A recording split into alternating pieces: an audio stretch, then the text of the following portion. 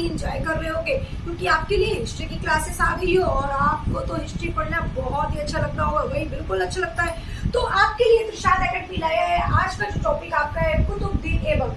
आपका वंश चल रहा था, ठीक है, गुलाम वंश चल रहा था और गुलाम वंश आप पढ़ने वाले थे। तो गुलाम वंश में क्या क्या चीजें हम लोग डिस्कशन करेंगे, मैंने आपको बताया था कि गुलाम वंश में हम लोगों ने कई लोग के बारे में पढ़ेंगे। कुतुबुद्दीन ऐबक के बारे में पढ़ेंगे, आराम शाह के बारे में पढ़ेंगे, इल्तुतमिश के बारे में पढ़ेंगे, बलबन के बारे में पढ़ेंगे।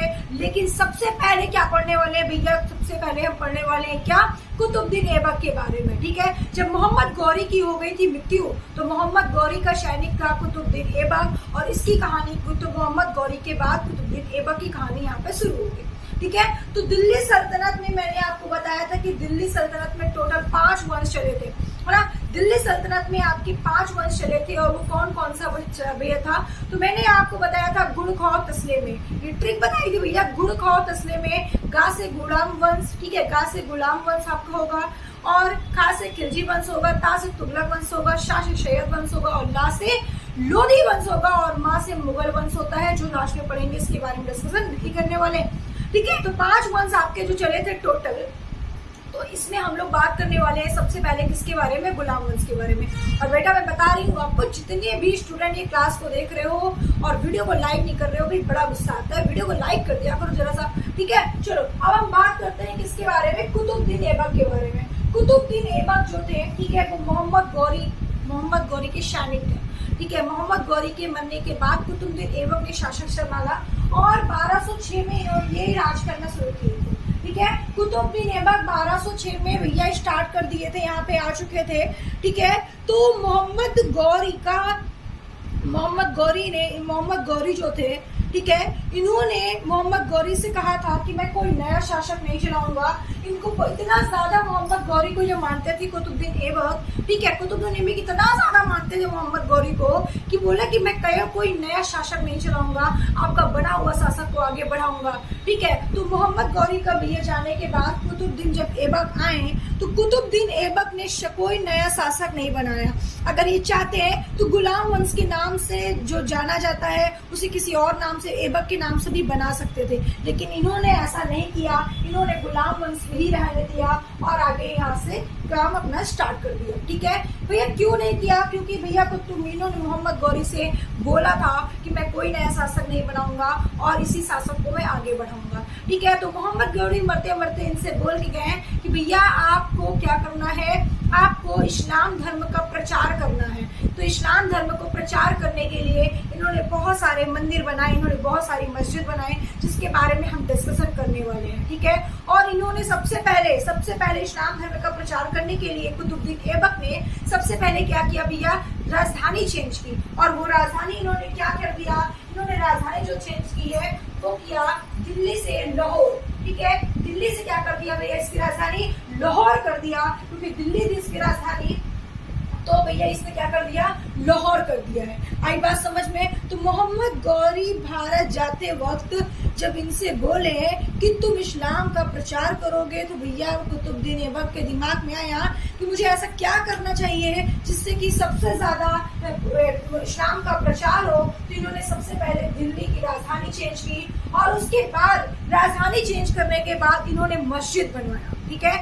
इन्होंने मस्जिद बनवाया और उस मस्जिद का क्या नाम है? कुतुबुद्दीन मस्जिद, ठीक है।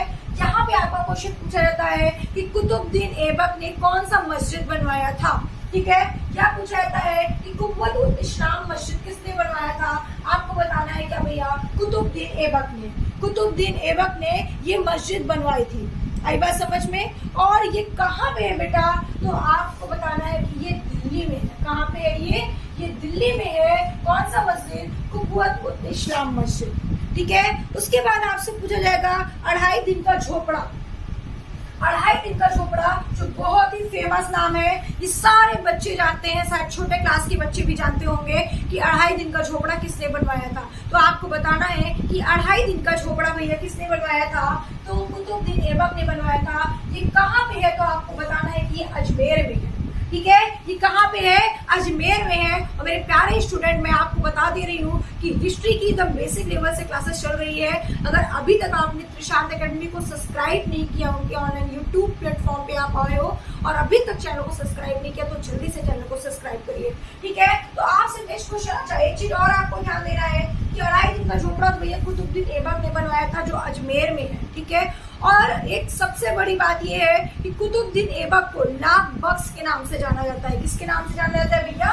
लाख बख्श के नाम से जाना जाता है। और इन्हें लाख बख्श क्यों कहा जाता है? क्योंकि ये क्या करते हैं भैया, ये सभी का, ये जितने भी मतलब कि लाखों रुपए जो देते हैं वो दान दे देते हैं, ठीक है। जो भी उनसे लिया होता है, जो भी उनसे मांगा होता है, ठीक है, किसी का उधार होता है तो उस उधार को माफ कर देते हैं, यूं बोलो तो दान में दे देते हैं। तो लाखों रुपए इन्हें दान में दे देते हैं, इसीलिए इन्हें लाख बख्श के नाम से जाना जाता है। तो आपके एग्जाम में यहाँ से क्वेश्चन पूछा जाता है कि कुतुबुद्दीन ऐबक को और किस नाम से जाना जाता है, या लाख बख्श को, कि लाख बख्श किसे कहा जाता है? तो आपको बताना है कुतुबुद्दीन ऐबक को कहा जाता है। अढ़ाई दिन का झोपड़ा कहाँ पे है? अजमेर में है। किसने बनवाया? कुतुबुद्दीन ऐबक ने बनवाया। कुव्वत उल इस्लाम मस्जिद किसने बनवाया? कुतुबुद्दीन ऐबक ने बनवाया। ये कहाँ पे है? दिल्ली में है, ठीक है। उसके बाद आपसे क्वेश्चन पूछा जाएगा कि कुतुब मीनार किसने बनाया? और आप सभी को पता है कुतुब मीनार किसने बनवाया था भाई? इनके नाम से ही, अपने नाम पर इन्होंने नाम रखा, कुतुबुद्दीन ऐबक ने बनवाया था, ठीक है। कुतुब मीनार भी किसने बनवाया? कुतुब मीनार ने बनवाया था, और ये दिल्ली में है। और सबसे बड़ी बात आपको बता दूं कि कुतुब मीनार तो बनवाया तो था कुतुबुद्दीन ऐबक ने, लेकिन इसका निर्माण किसने किया था? तो इसका निर्माण भैया किसने किया था? इस निर्माण की बात बोले, क्या हम कह सकते हैं कि इसको पूरा किसने किया था? ठीक है, निर्माण तो भैया किसने किया था? कुतुबुद्दीन ऐबक ने किया था, लेकिन इसको पूरा करने में साथ किसने दिया था? इल्तुतमिश दिया था। क्वेश्चन यहाँ पे आपको फंसा सकता है। आपसे दो तरह के क्वेश्चन एग्जाम में पूछे जा सकते हैं भाई, बिल्कुल पूछे जा सकते हैं, क्यों नहीं पूछे जा सकते, है ना? बिल्कुल पूछे जा सकते हैं कि कुतुब मीनार, ठीक है, किसने पूरा करवाया था? तो आपको बताना है इल्तुतमिश ने करवाया था। किसने निर्माण किया था? तो कुतुबुद्दीन ऐबक ने निर्माण किया था। आई बात समझ में? और भैया आपको बता दें कि कुतुब मीनार में टोटल कितने मंजिल है? 5 मंजिल है। कितने मंजिल है भैया? 5 मंजिल है। लेकिन भैया 5 मंजिल तो है, लेकिन जब एक बार बिजली गिरी थी, क्या हुआ था भैया?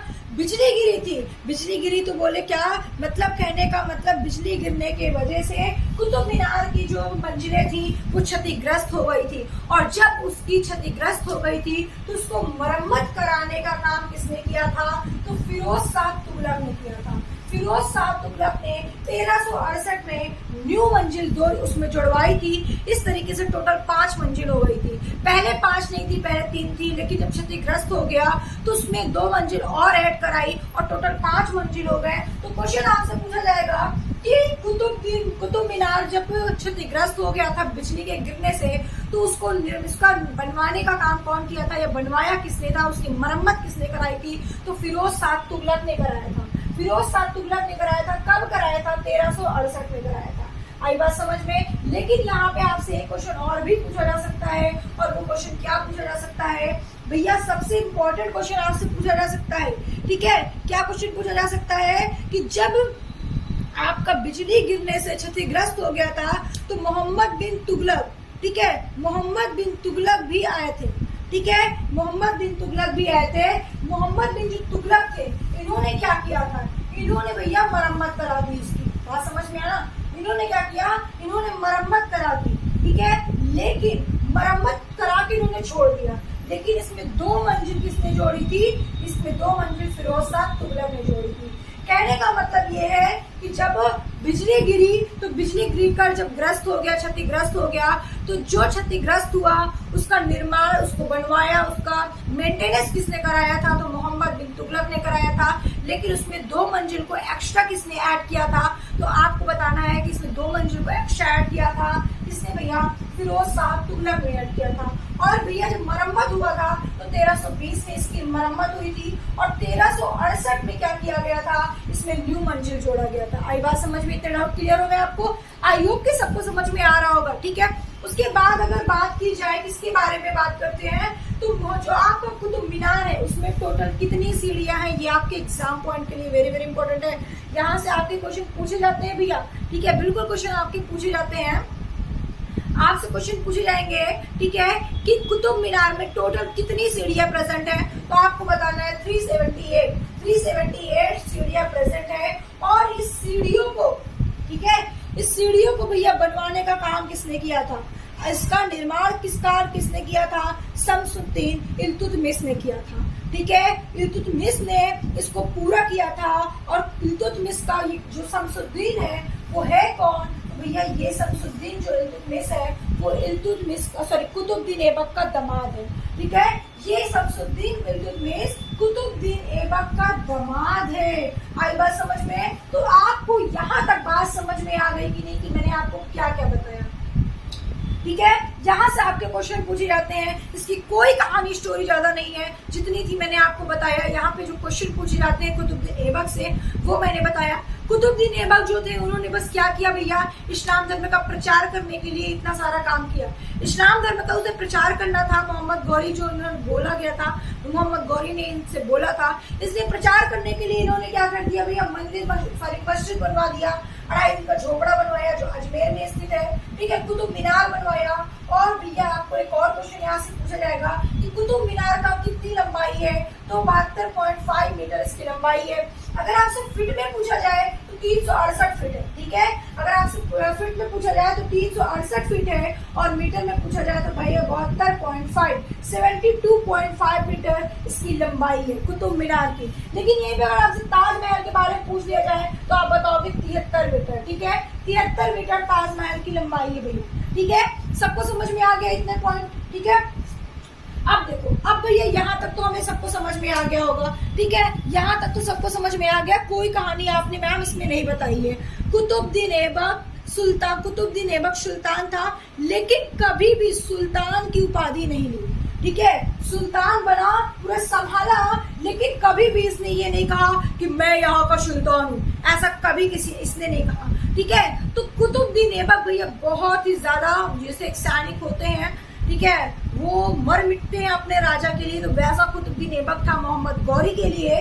तो भैया इन्होंने कभी भी अपने आप को सुल्तान नहीं माना, ठीक है, नहीं उपाधि ली। लेकिन जब कुतुबुद्दीन ऐबक की मृत्यु होने लगी, हाँ, इसके बाद जब कुतुबुद्दीन ऐबक की मृत्यु होने की बात हुई, कुतुबुद्दीन ऐबक की मृत्यु कब हुई थी भैया, तो इनकी मृत्यु हुई थी 1210 में। जब 1210 में इनकी मृत्यु होने लगी तो इल्तुतमिश आए, ठीक है, तो इल्तुतमिश भी आए, लेकिन उससे पहले उनका बेटा था जिनका नाम था आराम शाह, कुतुबुद्दीन का बेटा था आराम शाह। इसने बोला कि मैं यहाँ राज करूंगा, ठीक है, कि मैं यहाँ राज करूंगा, लेकिन यहाँ पे इल्तुतमिश आ गए और इल्तुतमिश ने कहा कि कुतुबुद्दीन ऐबक जो भैया उनकी मृत्यु हो गई, तो सभी लोगों से कहा कि जैसे मोहम्मद गौरी के बाद उनके सैनिक कुतुबुद्दीन ऐबक राज किए, वैसे ही मैं शासक करूंगा, ठीक है, मैं सुल्तान यहाँ का बनूंगा, मैं भी कुतुबुद्दीन ऐबक का क्या हूँ, मैं भी सैनिक हूँ, तो मैं सुल्तान बनूंगा जैसे कि कुतुबुद्दीन ऐबक बने। तो ये बात इल्तुतमिश ने बात अपनी वहां पे रखी, बात समझ में आई आपको। तो भैया इस तरीके से इल्तुतमिश का काम यहाँ पे शुरू हो गया, ठीक है, और मोहम्मद गौरी के बाद बनने के बाद उस हिसाब से इल्तुतमिश को बनाया गया। और 1210 में हो गई भैया कुतुबुद्दीन ऐबक की मृत्यु।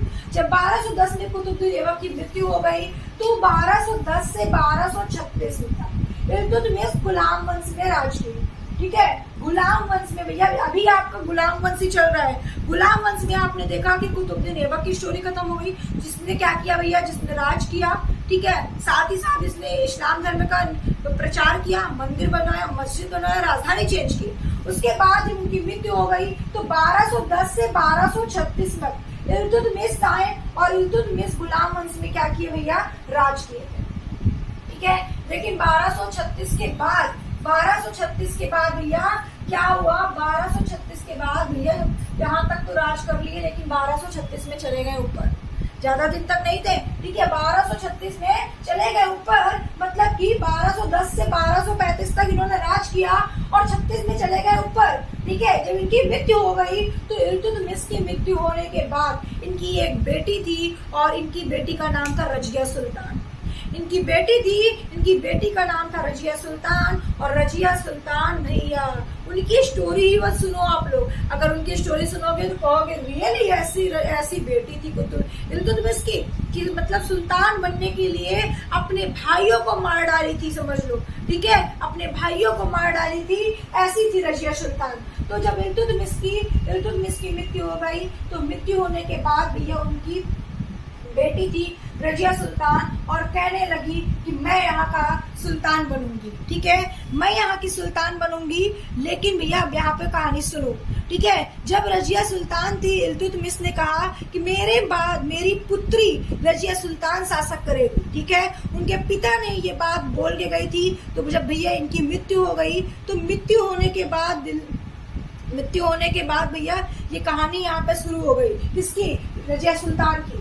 अब रजिया सुल्तान को थोड़ा सा ब्रेक करो, अभी मैं रजिया सुल्तान की कहानी आपको बताऊंगी नेक्स्ट क्लास में कि रजिया सुल्तान ने क्या क्या किया और यहाँ से कैसे कैसे क्वेश्चन पूछे जाते हैं। मैंने यहाँ पे जितने पॉइंट लिखे हैं बेटा, सबसे क्वेश्चन इंपॉर्टेंट है। कोई भी क्वेश्चन आपका एक भी ऐसा क्वेश्चन नहीं है जो आपके एग्जाम में ना पूछा जाता हो, ठीक है। तो भैया 1236 में जब इनकी मृत्यु हो गई, तो यहाँ पे सुल्तान बनने के लिए रजिया सुल्तान को बोला गया, क्योंकि रजिया सुल्तान उनकी बेटी थी और ये बात उनके पिता क्या कर गए थे। लेकिन उनके बेटे भी थे और उनके जो सैनिक थे उन्होंने बोला नहीं मैं बनूंगी, जैसे तो इल्तुतमिश बने सैनिक थे वैसे मैं हूँ तो मैं बनूंगा। ऐसे बहुत सारी बातें यहाँ पे हुई जो मैं आपको नेक्स्ट क्लास में बताऊंगी। लेकिन रजिया सुल्तान जो थी वो भैया बोली कि नहीं मैं ही सुल्तान बनूंगी, मेरे पिता ये बात कह कर गए थे, ठीक है। या इनकी कहानी यहीं पे साइड में रखते हैं, जो कि हम लोग ये कहानी नेक्स्ट क्लास में पढ़ेंगे इल्तुतमिश की, ठीक है। तो हम लोग थोड़ा सा क्वेश्चन और देख ले रहे हैं। क्वेश्चन पूछा गया है दिल्ली सल्तनत का वास्तविक संस्थापक कौन है, तो आपको बताना है भैया इल्तुतमिश जी है, ठीक है। अब एक चीज और आपको ध्यान देना है कि जो इल्तुतमिश है उन्होंने एक प्रणाली चलाई थी, ठीक है, उन्होंने एक प्रणाली चलाई थी। और कैसी प्रणाली चलाई थी, तो इक्ता प्रणाली चलाई थी। इक्ता प्रणाली का मतलब होता है वेतन न देकर जमीन देना, ठीक है, वेतन न देकर जमीन देना। अगर आप वेतन नहीं दे सकते तो आप अपनी जमीन दे सकते हो, ठीक है। तो एकता प्रणाली चलाई थी। क्वेश्चन आपसे पूछा जाता है कि एकता प्रणाली किसने चलाई थी, तो आपको बताना है इल्तुतमिश ने चलाई थी, ठीक है। कुतुब मीनार का निर्माण किसने किया था, कुतुबुद्दीन ऐबक ने किया था। और सबसे इम्पोर्टेंट क्वेश्चन आपसे पूछा जाएगा दिल्ली सल्तनत का पहला सुल्तान किसने कौन बना था, इल्तुतमिश बना था। कभी भी गलत नहीं काम नहीं करोगे, कुतुबुद्दीन ऐबक नहीं लगाओगे, क्योंकि कुतुबुद्दीन ऐबक अपने आप को सुल्तान नहीं मानता था। केवल मोहम्मद गौरी की मृत्यु के बाद उसने शासन चलाया और उनका प्रचार किया इस्लाम धर्म का, लेकिन कभी भी अपने आप को सुल्तान नहीं कहा, सुल्तान की उपाधि नहीं ली। इसलिए आपसे जब क्वेश्चन पूछा जाएगा कि दिल्ली सल्तनत का पहला सुल्तान कौन बना, तो आपको बताना है इल्तुतमिश बना। और यहाँ से क्वेश्चन और आपको याद रखना है कि लास्ट सुल्तान कौन बना, तो इब्राहिम लोदी बने थे। और इब्राहिम लोदी जो लोदी वंश के थे, जो मैं आपको बाद में पढ़ाऊंगी लोदी वंश, अभी तो गुलाम वंश चल रहा है। तो इतने क्वेश्चन आपको याद कर लेने हैं बेटा, ये वेरी वेरी इंपॉर्टेंट क्वेश्चन है आपके एग्जाम पॉइंट के लिए, वो भी गुलाम वंश के से, ठीक है। तो नेक्स्ट क्लास में हम लोग रजिया सुल्तान वाले टॉपिक पे डिस्कशन करेंगे और भी आपकी क्वेश्चन बात करेंगे हम लोग, यहाँ से ही क्वेश्चन आपके बनेंगे। इल्तुतमिश ने भी बहुत सारी चीजें चलाई थी, ठीक है, जो हम लोग नेक्स्ट क्लास में बात करेंगे क्या क्या इसने चलाया, ठीक है। और फिर हम लोग नेक्स्ट क्लास में रजिया सुल्तान के बारे में डिस्कशन करेंगे। तो आज के लिए इतना ही, फिर मिलते हैं नेक्स्ट क्लास में नेक्स्ट वीडियो के साथ। लेकिन उससे पहले मैं आपसे फिर से बोल रही हूँ, अगर आपने अभी तक चैनल को सब्सक्राइब नहीं किया तो जल्दी से आप चैनल को सब्सक्राइब करिए, वीडियो को लाइक करिए और जितने स्टूडेंट हो सके उन्हें अपनी इस वीडियो को शेयर करिए, ठीक है। शांत अकेडमी आपके हमेशा साथ है। आपको जो भी प्रॉब्लम है कमेंट्स करके मुझसे पूछ सकते हैं, डाउट्स है क्लियर कर सकते हैं। Okay, thank you.